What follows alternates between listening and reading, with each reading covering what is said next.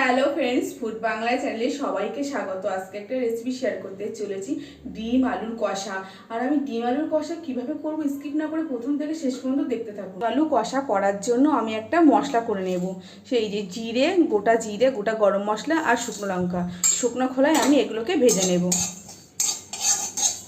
আমি যেভাবে করব আপনারা সেইভাবে টিপস ফলো করে আপনারা বাড়িতে এভাবে ট্রাই করবেন, দেখবেন প্রত্যেক রেসিপি আপনাদের জন্য ভালো লাগবে। আমি মশলাটাকে সুন্দর করে ভেজে নিয়েছি, আমি নামিয়ে ফেলবো। গরম করে নিয়েছি, এর মধ্যে আমি পরিমাণ মতন সরিষার তেল দিয়ে নেব। গরম হয়ে গেছে, আমি কড়াইয়ের মধ্যে ডিমগুলোকে দিয়ে ভেজে নেব। ডিমটা ভাজার জন্য পরিমাণ মতন লবণ দিয়ে দিলাম। আপনারা আপনাদের পরিমাণ মতন লবণটা দেবেন যখন ডিমটা ভাজবে। পরিমাণ মতন হলুদটা দিয়ে দিলাম। আমি ডিমটাকে লাল লাল করে ভেজে নেব, একটু কড়া করে ভাজবো।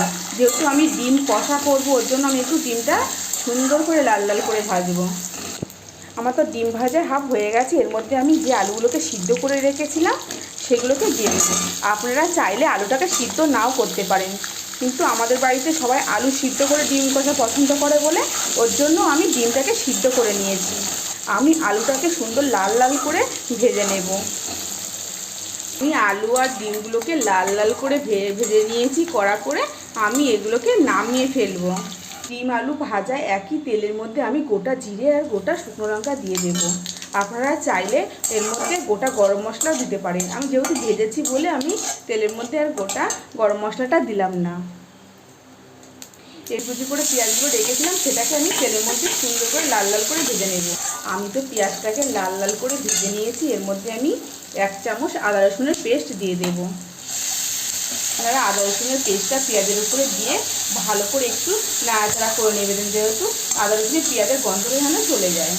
আমি এর মধ্যে 1 চামচ লাল লঙ্কার গুঁড়োটা দিলাম, আন্দাজটা বুঝে আপনারা দেবেন। আমি জিরের গুঁড়ো দিয়ে দিলাম। আমি পরিমাণ মতন হলুদ দিয়ে দিলাম, পরিমাণ মতন লবণ দিয়ে দিলাম। আমি মশলাটা যতক্ষণ তেল ছাড়তে না শুরু করবে আমি এইভাবে কষিয়ে নেব। তা থেকে তেল ছাড়তে শুরু করেছি, এর মধ্যে আমি একটু পরিমাণ মতন জল দিয়ে কষিয়ে নেব। আমি মশলা থেকে জল দিয়ে কষিয়ে নিয়েছিলাম, এর মধ্যে তেল ছাড়তে শুরু করেছে। ভেজে রাখা ডিম আর আলুগুলোকে আমি দিয়ে দেব, দিয়ে আমি সুন্দর করে কষিয়ে নেব। আমার ডিম কষা প্রায় হয়ে গেছে। আমি নামানোর আগে যে ভেজে রাখা মশলাটা করে রেখেছিলাম সেটাকে আমি ওপর দিয়ে ছড়িয়ে দেব, দিয়ে হালকা করে একটু নেড়ে আমি নামিয়ে ফেলবো। আমার এটা হয়ে গেছে।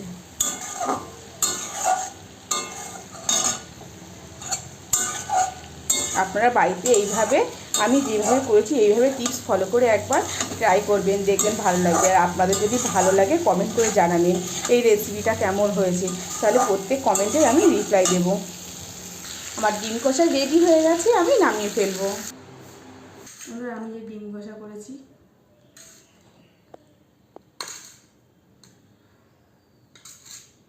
এটা আপনারা ভাত, রুটি বা পরোটার সঙ্গেও খেতে পারেন। এই ডিম কষাটা বা ফ্রায়েড রাইস, পোলাও, যেটাতে খাবেন সেটাই ভালো লাগবে।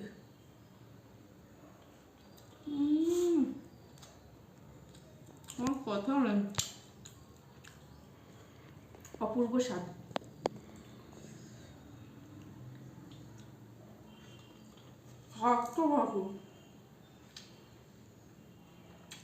গ্রেভিটা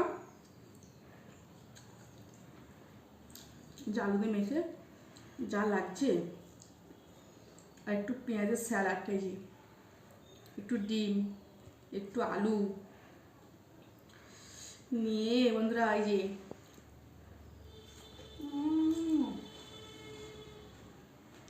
কথা নয়, মাছ মাংসকে হার মানাবে ডিমের কষা। আপনাদের যদি এই রেসিপিটা ভালো লাগে লাইক, কমেন্ট, শেয়ার এবং সাবস্ক্রাইব করবেন। যেসব বন্ধুরা ফেসবুক পেজ থেকে দেখছেন চ্যানেলটিকে ফলো করবেন। ভালো থাকবেন, সুস্থ থাকবেন, ধন্যবাদ।